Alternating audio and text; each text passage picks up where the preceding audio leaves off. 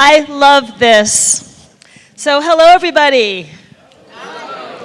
Hello. My name is Robyn Ochs. I go by she and they pronouns.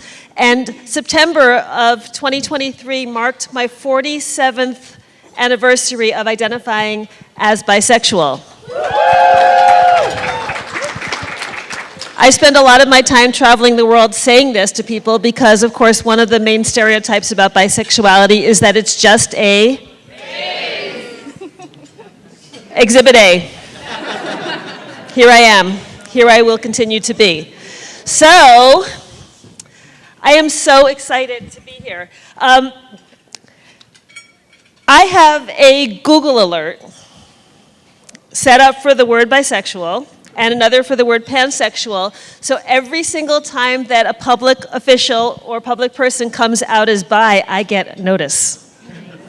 So I have been following these folks with great enthusiasm. Every single time I get one of those Google alerts, I just feel so much joy. I feel so much pride. I feel validated. I feel just all the good things, all the good things. And so for me to be here in this room with each of you is such an honor. So I'm going to very quickly, actually I'm going to let you introduce yourselves. So what I want to ask each of you is to just introduce yourself and just say a little bit about who you are, what you do, but then tell us a little bit about your story of coming out publicly as bi+. And please include details. I don't even know how many details we should include in that. So, good afternoon. My name is Nicole Bolden. My pronouns, thank you. My pronouns are she, her. And for those of you who may be visually impaired, I am a brown-skinned black woman with my hair pulled back in a ponytail and a black turtleneck. So, let me see. I first came out as bisexual over 40 years ago, which age-wise, anybody who can do math, yeah, I was very young. But I knew enough to tell my mother I liked boys and girls. And if I recall correctly, her response was somewhere in the realm of, okay, just go clean your room. Which she was far more upset about that than she ever could have been about anything else. And so that was it. I have always acknowledged who I am, and I've always invited people in. I don't use the term coming out. I think that's rooted a bit in shame and white supremacy, so I prefer inviting people in and letting them know who I am. And I do so on a regular basis, all day, every day, publicly and privately, much in the same way our straight counterparts do. So that is my story. It's short. Oh, I never did tell you what I do. I'm the city clerk in Bloomington, Indiana, so yes. Yes, so thank you. And I'm going to pass it to my dear friend, Greta. Hello, everyone. My name is Greta Neubauer. I'm from Wisconsin. I use she, her pronouns. I am a state representative, and I'm also the minority leader in the Wisconsin State Assembly. So when I first ran for office, I did not talk publicly about being bisexual. I had been out to my family and friends for quite some time. It was sort of, in some ways, a non-event. In college, I just said, I'm dating this new person. And then that was how my life proceeded. And I'd been in school and then living in New York City for a couple of years in a very supportive community. I had moved back to my hometown in Wisconsin. And as I was running, I told myself that it wasn't really very important for me to talk about being bisexual.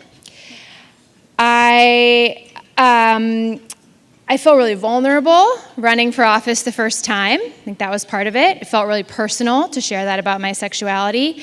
And then, of course, I felt some of the things that many bisexual people do, which is, am I queer enough, to claim this identity, to be a representative of this community, especially as a elected official.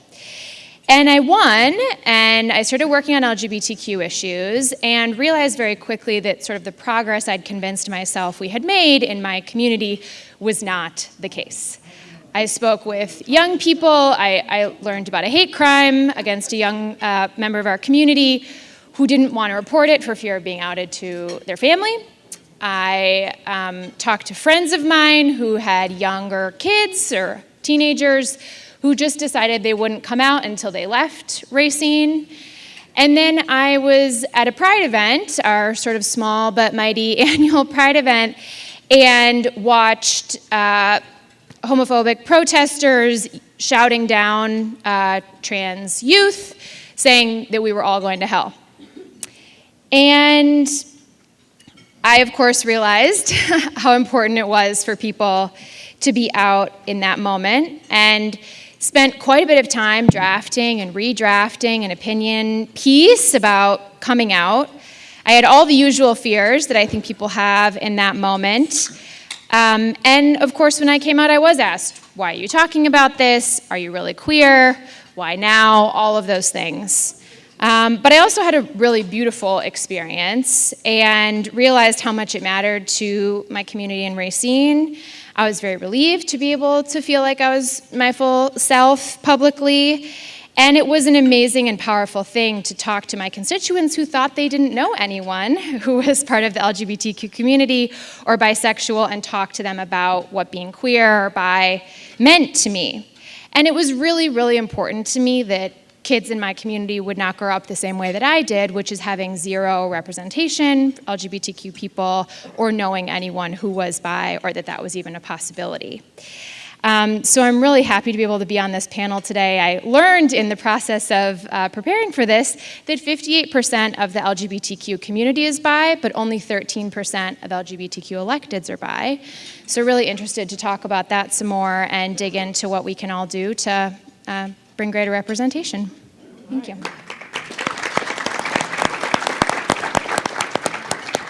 Hello, everyone. My name is James Coleman, and I'm currently a city council member for the city of South San Francisco. Thank you. I was elected in 2020 as the youngest ever and first openly LGBTQ plus council member in the city's history. And next week, I am expected to be sworn in as the youngest ever and first openly LGBTQ mayor in the history of South San Francisco. Thank you. And the story of me coming out, I love telling this story because it's a little funny, but and I don't recommend it to everyone, right? But when I first came out, I was, it wasn't very public. I didn't have a big social media post or a big announcement. I just started doing bisexual things in college. And that's how it was. But in the middle of my junior year in college, there was the COVID pandemic, and I was actually evacuated off of my campus. And I came back to my hometown of South San Francisco, and due to a variety of reasons surrounding COVID and George Floyd, I decided to run for city council, and I was able to win. And the way, because that was just such a tight timeline, the way my mother and my family members learned that I was bisexual was through a news article in Chinese media announcing my win as the first bisexual city council member in South San Francisco. And my family members, they sent me a text saying, oh, there's this typo, you should correct that. And I said, no, it's not a typo. I am bisexual and I am proud.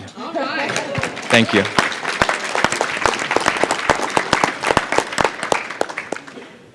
Thank you. So I'm Will Brownsberger. I am 66 years old, and I came out just this June.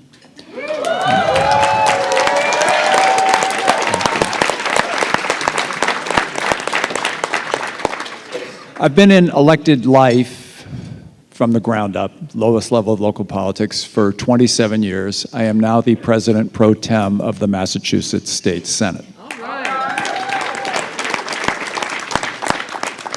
So I think my journey exemplifies some of the things that many people in the bisexual or pansexual category experience, and those are confusion and erasure. As a teenager, I was aware of the breadth of my desires, but I was pretty confused about it and found it painful.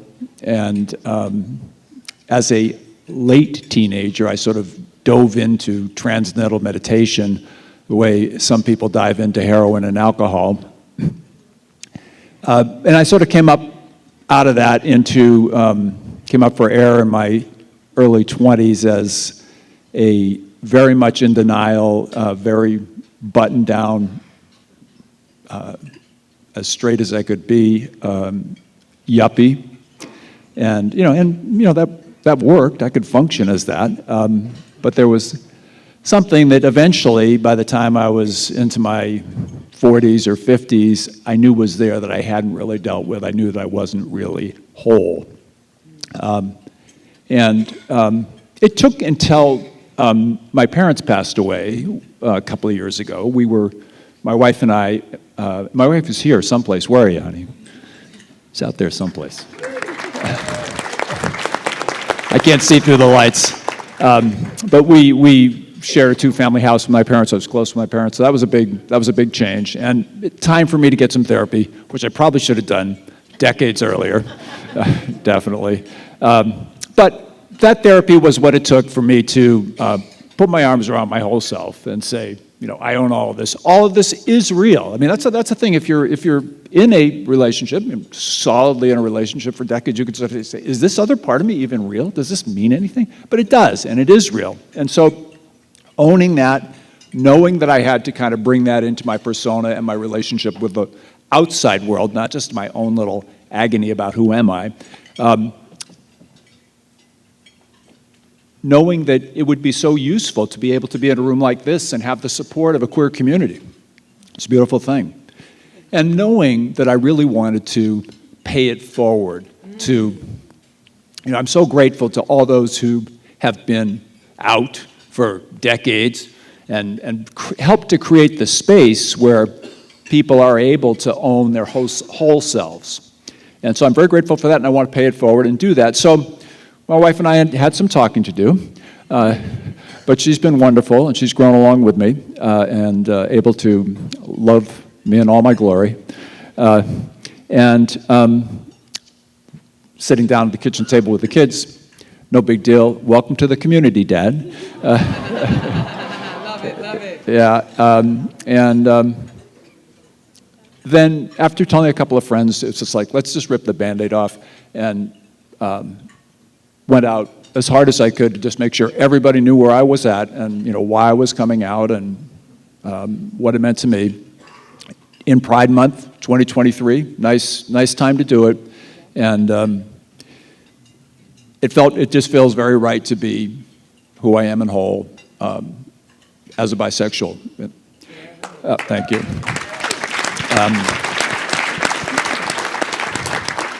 I represent a very progressive community or district. I represent a chunk of Boston and a couple of communities adjacent to it, and so it's really not a political issue for me to do that.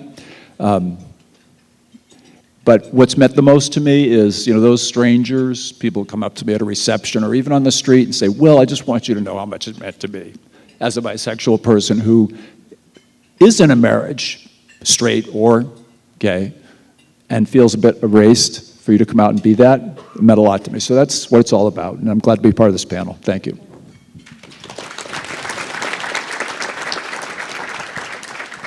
One thing I love about this panel, about this particular group of people, is that we have an age spread of more than 40 years, which is awesome. And it also reminds me that different people have different experiences of identifying as bi or pan or queer, and that our age is one of those things that changes how we experience things. So is all of our other social locations, our geographic location, whether we live in a place that's affirming or not affirming, whether we, what our family is like, all the values of our family, our race, our religion, all those different things shape and affect how we experience being bi. And I want to come back to what you brought up, Greta, which was the data, which was in the description of this program, which is that according to Gallup, 58.2% of LGBTQ folks identify as bisexual. And that's not counting folks who identify as pansexual. And yet only 13% of elected officials are out as bisexual. And so I wanted to get into that disparity a little bit. when I see differences like this, by the way, this is also similar to workplace data. In most workplaces, there's a huge discrepancy between the percentage of people who are out as lesbian or gay compared to the percentage of people out as bisexual. So my question for you is, why? What's going on? And specifically from your position as elected officials, this tells me that if the numbers are so different, this tells me that the experience is different. So what are some of the both benefits and challenges of identifying specifically as bisexual, perhaps compared to identifying as lesbian or gay? And whoever wants, someone can just jump in. This is a loose panel. Well, I'll just jump in for one comment quickly. I mean, I do think if certainly one is in a monogamous relationship, then one doesn't have to talk about it. I mean, for me, I think it is very important to talk about it, for the reasons I said, but one doesn't have to talk about it. And so that, I think, is probably part of the reason there's fewer people out. As simple as that. Yeah, I mean, of course, that's a piece, I think. And, it's very interesting. As I said, in preparing for this panel, I've been doing a lot of thinking, realized I had actually never been part of a conversation with only bisexual people about bisexuality, which is strange to realize. And I have a number of colleagues and people I've met through politics who also will tell me that they're bisexual, but they don't talk about it. And as I said, I got all sorts of feedback after I came out, largely very positive. But you do get the people who sort of say, like, why now? And does this give you some sort of, in the sort of world of identity and running for office, is there some sort of benefit to being queer, right? I represent a pretty democratic seat and was not in a competitive election when I came out, but, there could be that sort of element to the conversation as well. I think that's what I've got to say on this for now. I'm asking this question of myself too, because this is new information for me, and it does really seem like there's something that needs to be dug into here, but I think I recognize I'm sort of a straight passing person, right? And there's certainly a lot of privilege in that. And there is then this alternative side to it, which is this feeling of maybe not belonging fully in kind of any space. Can I jump in on that? Yes. There was one thing you said yesterday, which about, I can't remember the term you used. It was about primary identifiers. Was that correct? Something along those lines? Labels of primary potency? Labels of primary potency. We were talking science. Yes. And so one of the things I wonder is if part of the reason that we don't have more people who hold elected office identifying as bisexual is because they also identify as something else. So when I talk about identifying as bisexual in part because probably pansexual would be more accurate. I also use queer, I also use same gender loving. So I think there are points when you can actually say it's not that you're not bisexual, it's just you're going to use that other label first and foremost. And I read something, and I'm so sorry I did not take the time to go back to it, but it said something about transsexual people tending more toward bisexuality as well. But, I'm not going to take away anybody's chosen label from them. So I think it's something that sometimes we see a smaller number and assume they're not there, and I think that they are, they're just not being acknowledged.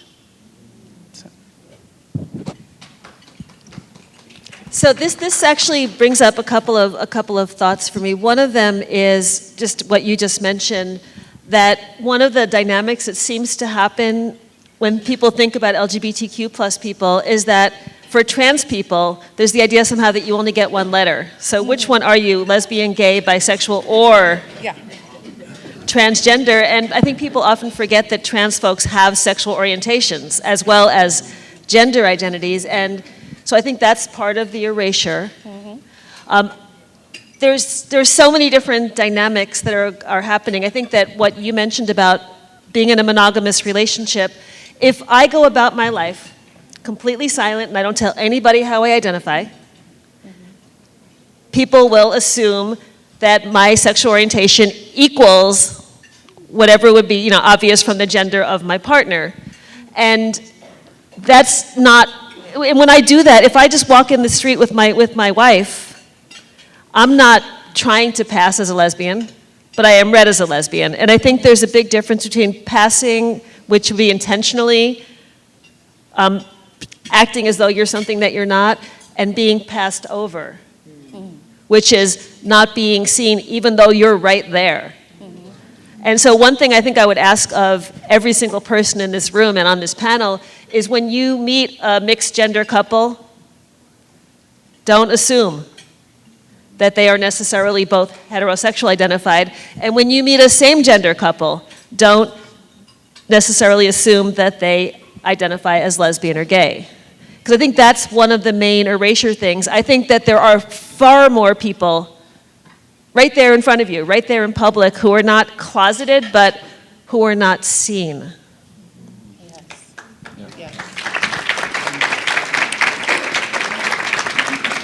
And again, you're welcome to jump in and keep talking on this topic if you have more to say.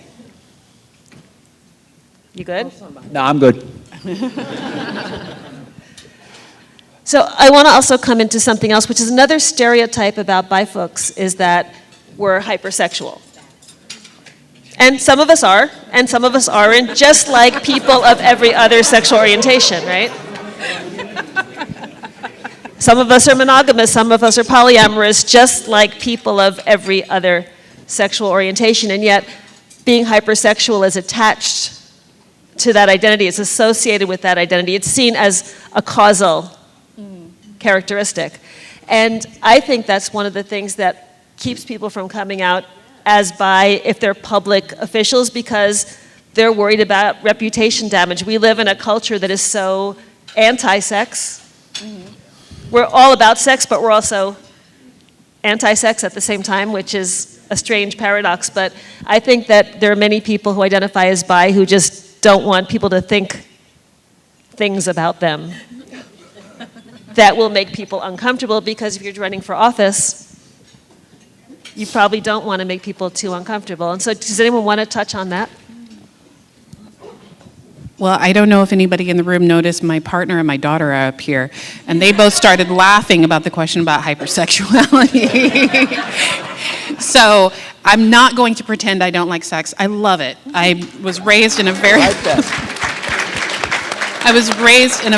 sex-positive environment, so that dynamic of a stereotype of being greedy or wanting all the sex, it's not because I am bisexual, it is just because I like it.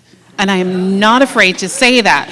But I do feel compelled a lot of the time to just try and keep my private life private as a result of that, because I don't want to further a stereotype that would be damaging to somebody else. So it is a very difficult balance to achieve, and at the same time, I'm going to have as much sex as I can before I die.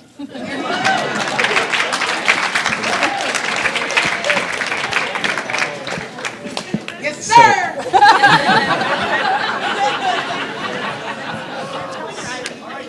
So,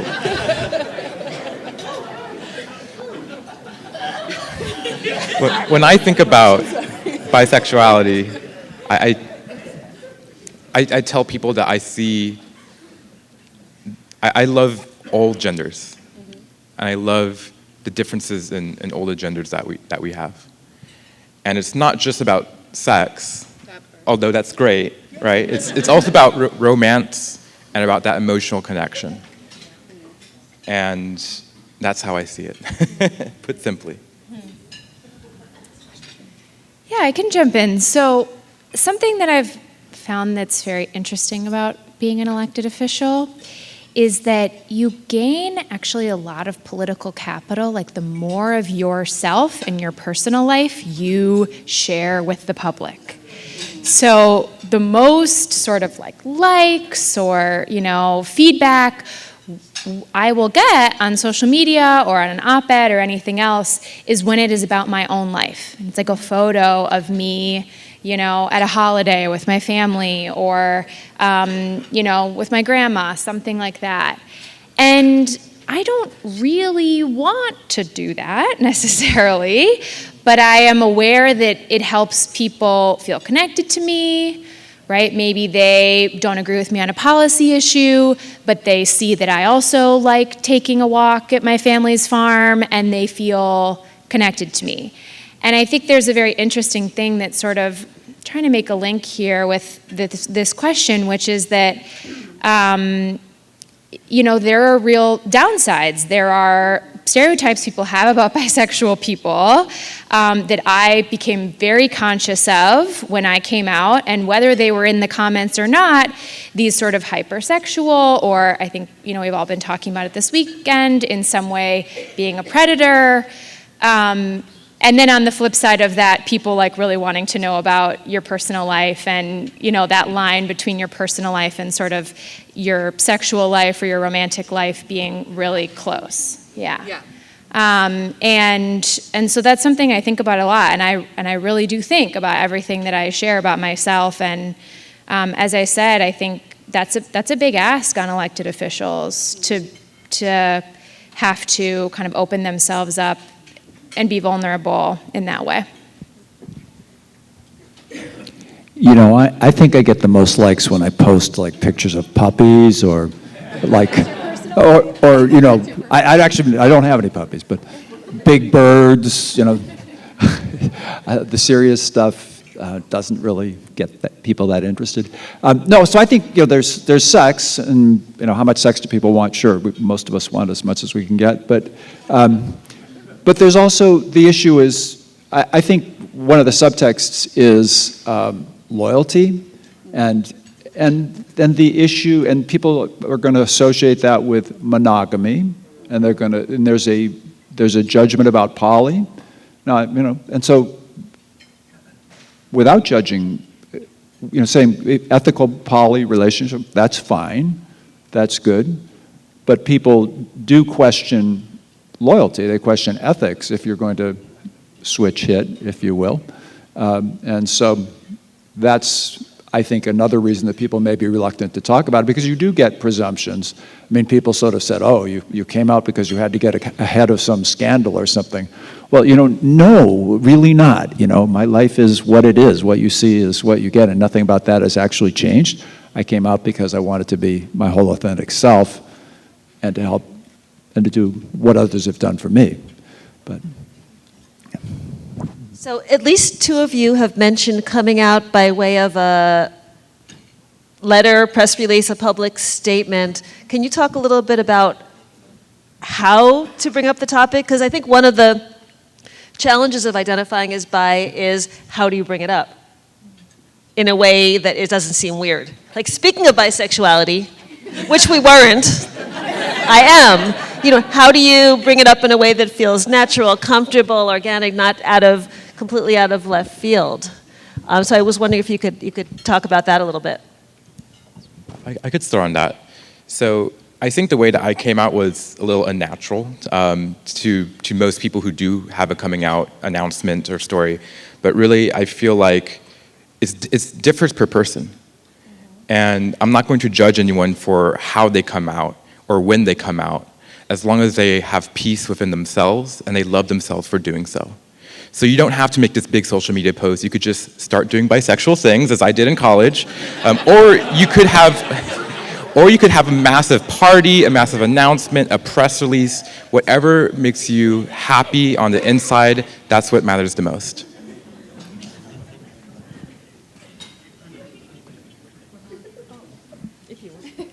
No, I was just going to say, I think part of talking about it, not just as an elected official, but from day to day, the erasure of it is to make sure that you're asserting yourself on a regular basis. When somebody says, to my partner and I, oh, you're my favorite lesbians in the state. Well, one, I'm the only black out elected official in the state, so there's that. But the other part of it is taking the time to say, well, I'm not a lesbian, I'm bisexual. If it's relevant to the conversation, it's not always relevant. I mean, you can see that I'm black. I'm not going to announce that I'm black every time. You can't always see that I'm bisexual, but I will correct the assumption whenever possible. And then I just go around and do bisexual things. I don't know what that means, but I'm going to keep saying it from now on. So for me, I mean, being one of the more senior elected officials in the state, I felt that the right thing, sort of the only way for me to do it was to rip the Band-Aid off. That I sort of felt that was what I don't want to sort of, have sort of crazy rumors developing because let's just get it out there and bring it out on my terms, the terms that I've explained today, and to put that out there for people and let people then know that and go with that. And that worked well. I got to say, I think one of the most interesting things about it was the range of responses that I get, because when you put that out there, it just sort of gives you this whole read of where the constituents are on the thing. And of course, there's this incredible age gradient, right? So the younger people are like, my daughter's great, wonderful, no problem, me too. And then, you sort of get up to people my age where, you're going to have people that are going to be a little more, yeah, whatever. Well, it's a little bit of a surprise, but yeah, I'm fine, kind of like that. And then it's actually does tend to be the oldest folks that are going to, say, well, oh, your poor family, and things like that. So there's this incredible, just sort of insight into the range of opinion on it. Another interesting data point is that in my generation and in Will's generation, something like, according to Gallup at least, something like 0.7% of people identify as bisexual. For Gen Z, for James's generation, it's 13%.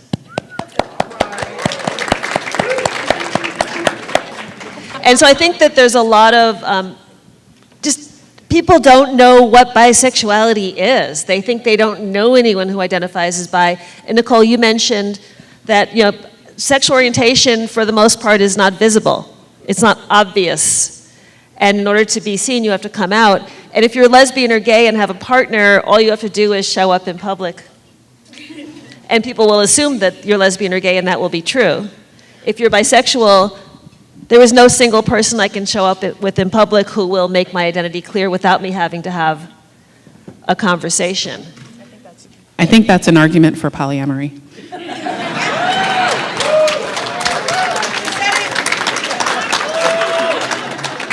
Polyamory as a tool for bivisibility.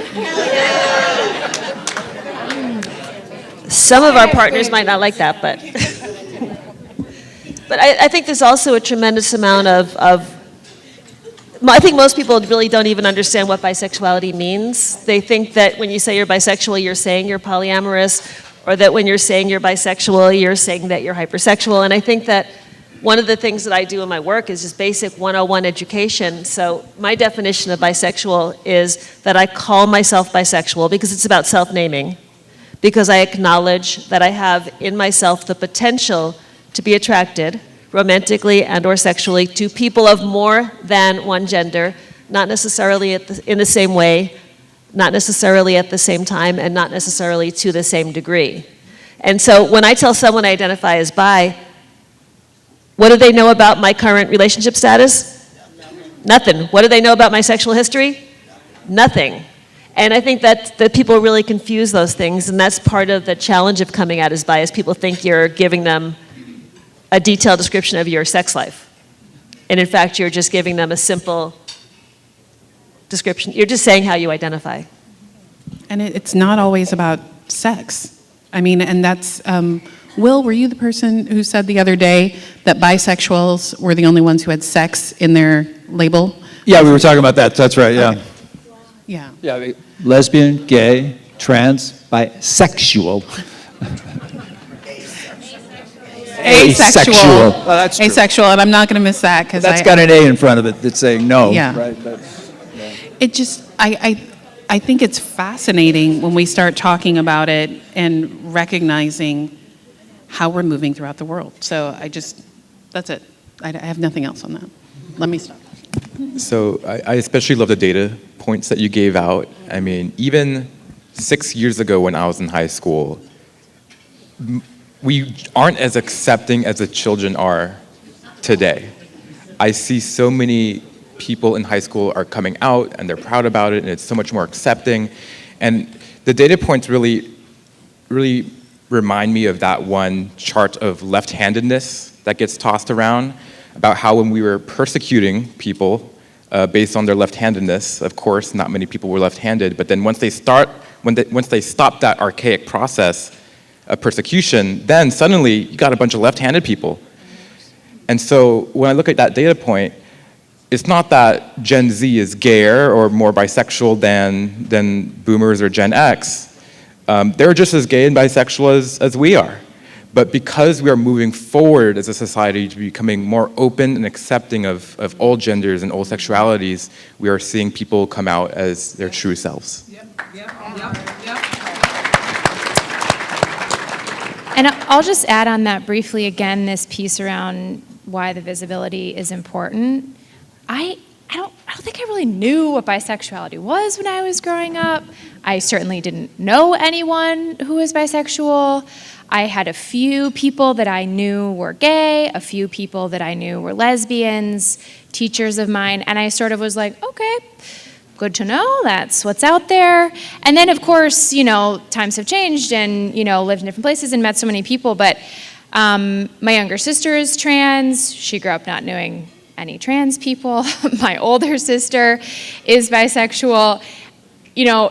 It's just such an interesting time, I think, to be able to both look at how many young people are coming out, and I think for all of us in this room, remembering that, really people need to see examples, and they need to know people. And hopefully their parents and their grandparents know people too, so that when they come out, it's a little easier for them.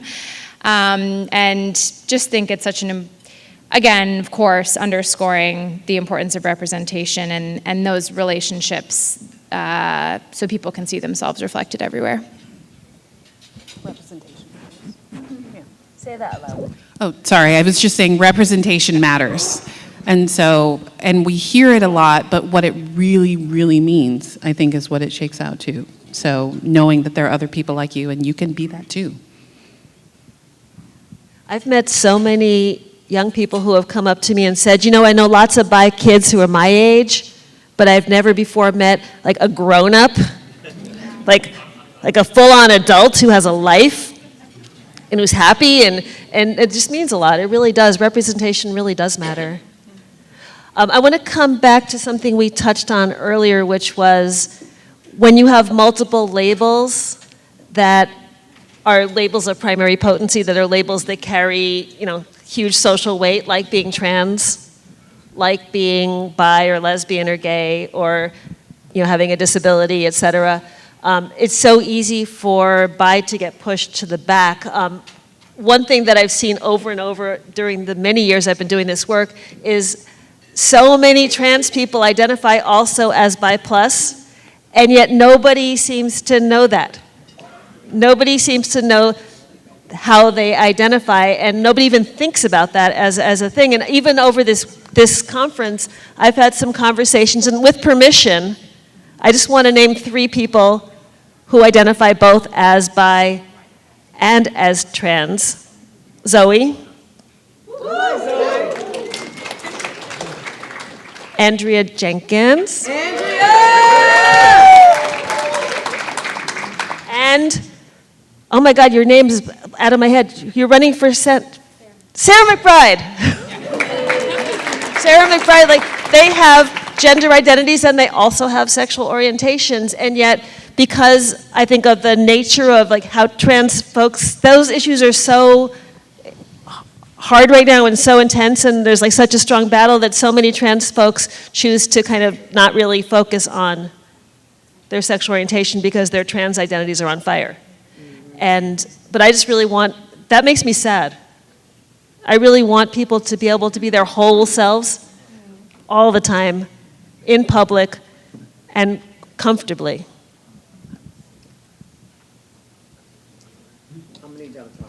Okay, I mean, that was, I think anytime you have somebody who's sitting at the intersection of marginalized identities, you're going to see that. And so when you see somebody who approaches, the first thing that you see about someone will be different depending on how they present. Most of the time when people first see me, like I said before, they know that I'm Black. Most people assume that I am a cisgender woman.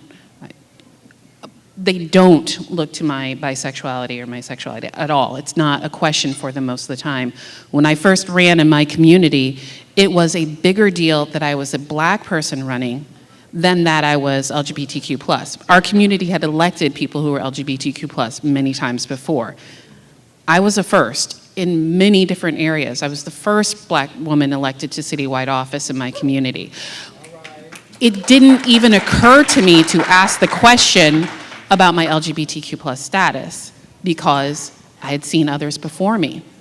And so looking at it, and it took my partner saying, no, you're the first in the state and the only, and will continue to be through the end of this year. And then thankfully, my sister from another community will be joining me in that little tiny LGBTQ+ caucus in Indiana. It'll just be the two of us. But I think it's really important. So no, I don't think that we should be erasing anybody's identity, but we should also be asking the question when it's appropriate.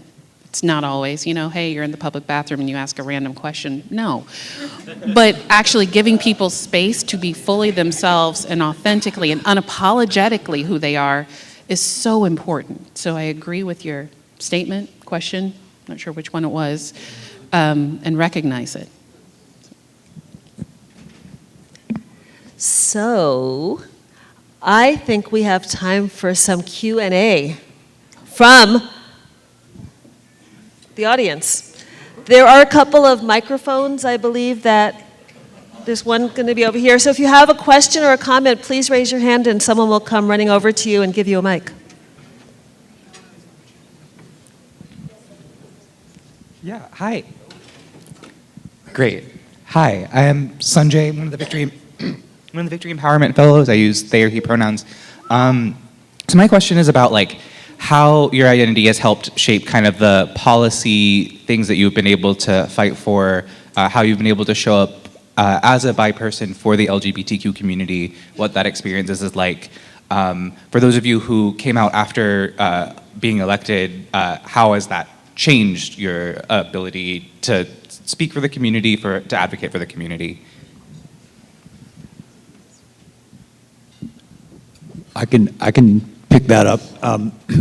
I think that, I've always been supportive of the LGBTQ plus community. And so I don't feel like that has really changed. What has changed is that I can represent and that I can give people support by being out. And so it's one thing that I do want to do over the coming years in my career is to just make sure that I do keep talking about it and keep supporting outness and the identity itself.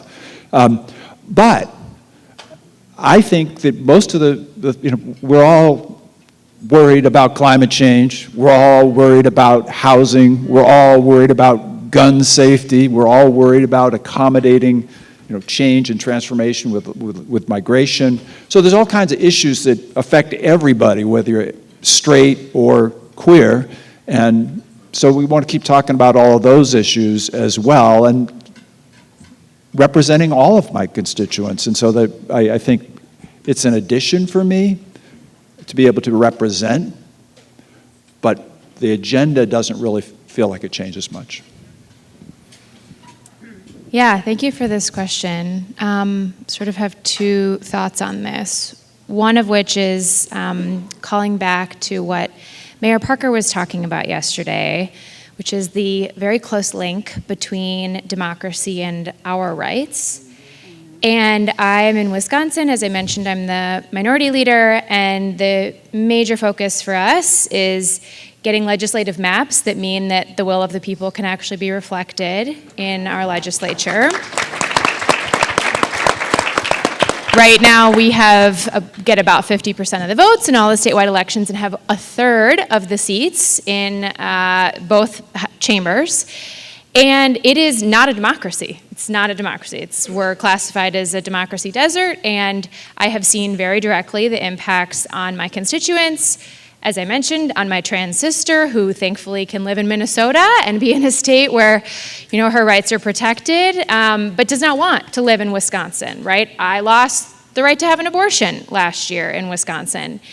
And I think being part of this community has made me really attuned to that deep connection, and really is incredibly motivating for me in making sure that Wisconsin is restored to being an actual democracy, or as close as we can get these days. And then I also will just say we have a very long list of really good bills we're trying to get passed, which we have not been able to do in the past many years in Wisconsin. We're excited to be able to do that hopefully in the near future. And then we have bad bills Republicans have put forward that thankfully are being vetoed by the governor, particularly attacks on the trans community. And I do think it is really different. We've had incredibly painful hearings. Of course, those bills being introduced, even though they're not becoming law, is really hard on people's mental health and feeling of belonging in the state. And being able to show up at those hearings and say, I'm bisexual, I have members of my family and community who are really directly impacted by this policy, and this is the impact that we feel is different. It's just different than my colleagues who are straight. And so I feel, as I said earlier, it's sometimes tough to navigate when to kind of claim the identity and put it out front and be a representative of the community, but there have been times, particularly with those attacks on young people and with trans folks and people of color, where it really matters to be able to say, at least in some way, I can relate to your experience. Oh, James, you talk. Sure. Representation matters incredibly. And of course you have these very public fights on policy and bills, but for those of you in local government, it can be small and private.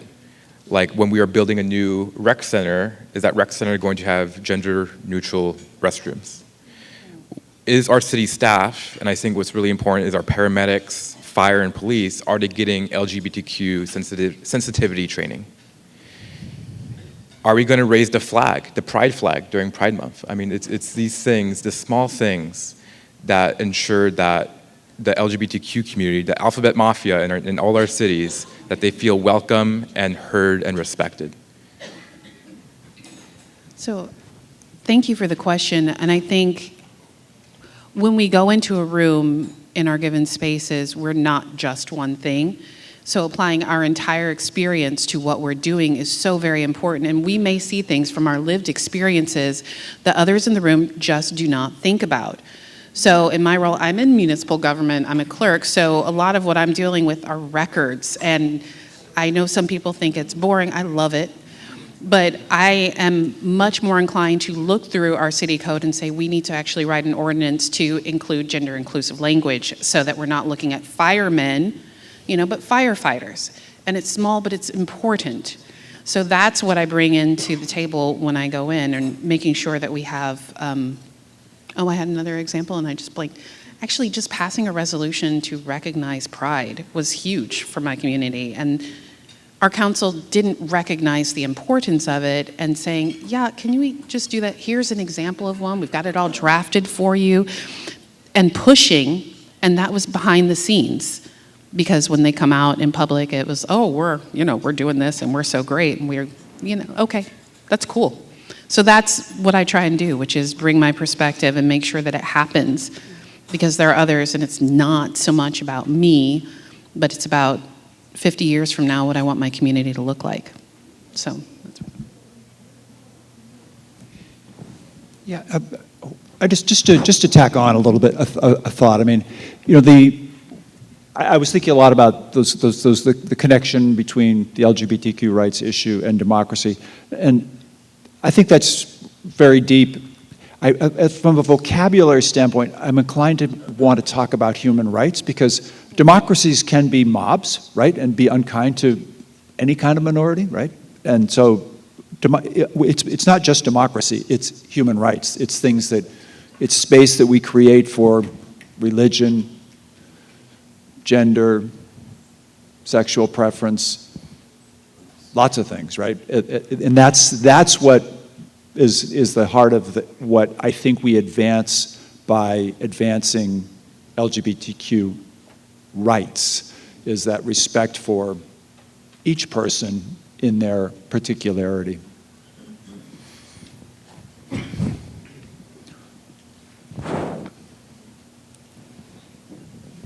This is a great discussion. Dana Black from Indiana, Indiana's own Dana Black.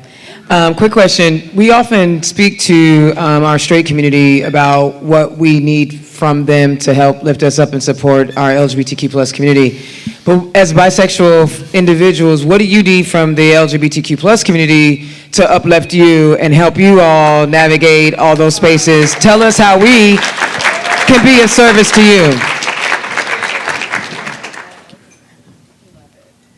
Go, baby. Go. I think she's talking to you.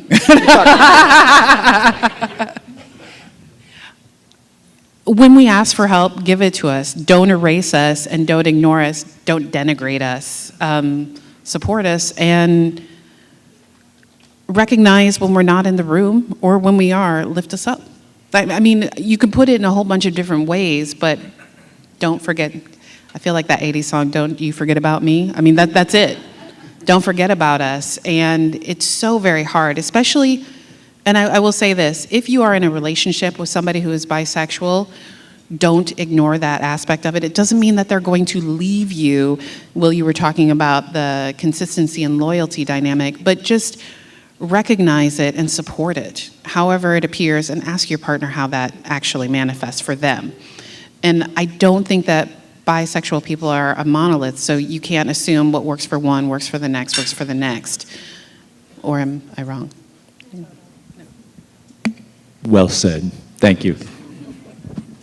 I remember when I came out as bi to my wife, my now wife. We're in season 27 of our relationship. But when we first came out, rather when we first met and we were dating, and I said, I thought we need to have the bisexual conversation, because either she's going to run screaming from the room or she's going to stay.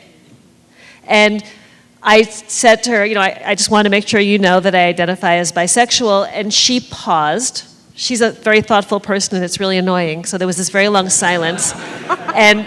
But then her question for me was, I actually already knew that, she said, but would you be willing to tell me more about what identifying as bisexual means to you? And I think that's when I realized she was a keeper. Yeah.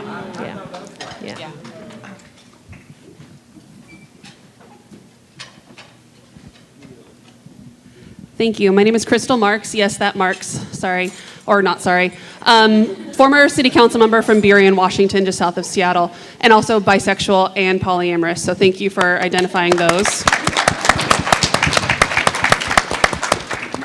It's not really a secret that bisexual folks we receive more discrimination from within the LGBTQ community than we do from even our straight counterparts.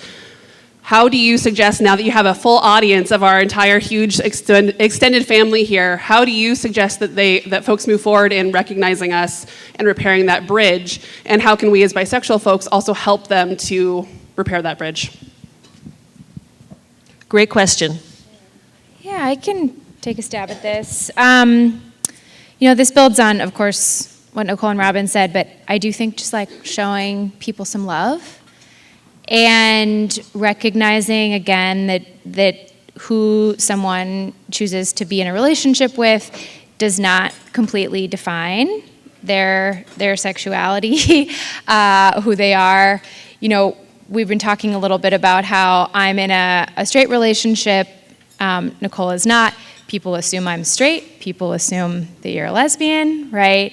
And I think, I do hesitate to talk about my relationship in these spaces because I do sort of worry that people will be like, I hear about straight relationships all the time, I don't want to talk about it, right?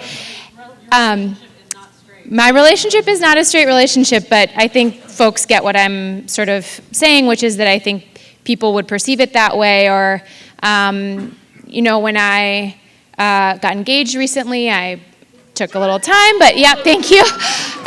like put out a photo of that eventually on social media. And, of course, then had people saying, but I thought you were just talking about being LGBTQ, and now you're posting a photo with someone who, they read as a man, and, what do you have to say about that? And so I do think sometimes it just takes maybe a little extra effort to demonstrate to people that that whatever relationship they're in, they're still part of the community. And if they identify as part of the community, and again, I know I keep harping on this piece for young people, but with so many young people coming out as bisexual, really trying to do everything you can to be helpful to them too, and to make sure that they know that that's a possibility for them, and that really building a bigger table here for all of us does make a bigger table for all of us.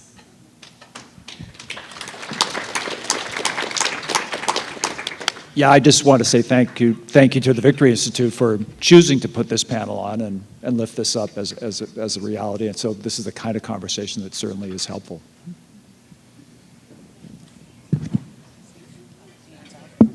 So I think we're almost out of time. Go ahead. Who is that? Go ahead. Yes. Washington Bramble from Antigua. Being at this conference since 2017, I have to say I've learned so much about how gender identities intersect with sexual orientation. And I have to say, some of it is confusing to me. For instance, I met my friend here who is a trans woman who is also attracted to cis women. Before coming to this conference, I never understood how can somebody be trans, a trans woman be attracted to a cis woman. I mean, I've been trans since I was 5. I knew I was a girl and I liked boys. And that has been my identity since I've known myself. So even as a person in the community, trying to grasp all of this sometimes is confusing to even me. I heard somebody on the panel say that when people call you lesbian, you take some kind of offense to that. Well, to me, being a lesbian is a subset of being bi. It's just like I'm 1/6 Portuguese. So and I'm 5/6 black. So if somebody called me black, I would love to be called black. If they call me Portuguese, because it's a subset of who I am. So basically, why do you take offense if somebody calls you a lesbian?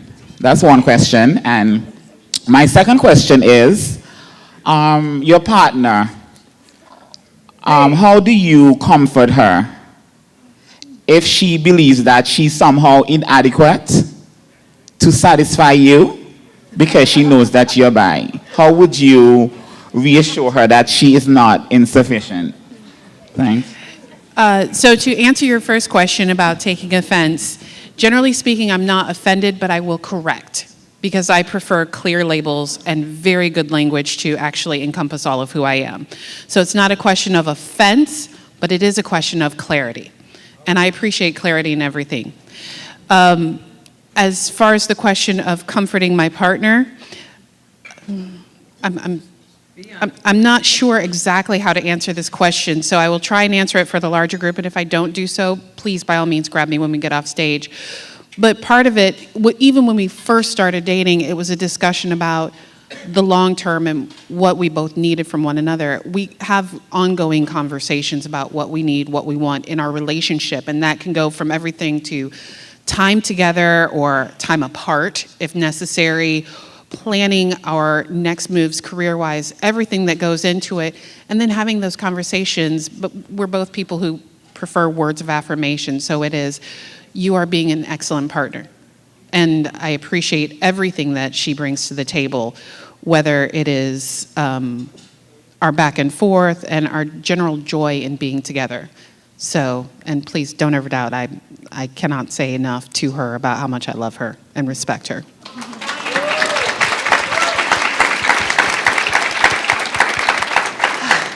So one thing that is very, very clear to me in every space I am ever in is that we need to have more conversations. We need to talk to each other more. We need to listen to each other more. We need to share more information about ourselves, because that's how we'll come to a place of understanding. I wanted to do one more thing before we wrap, which is I'm thinking a lot about the difference between passing, pretending to be something you're not, and being passed over. Not being seen, not being noticed, even though you're right there in the room. I want to invite anybody in this room who would like to make can we turn the lights up?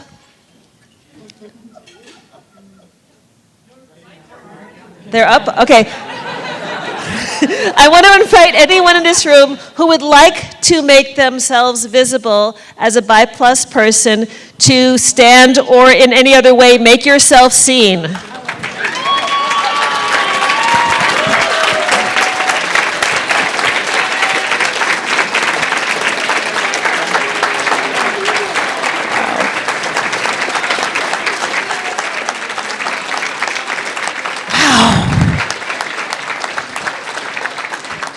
And I'm not a mathematician, but that looks like more than 15%.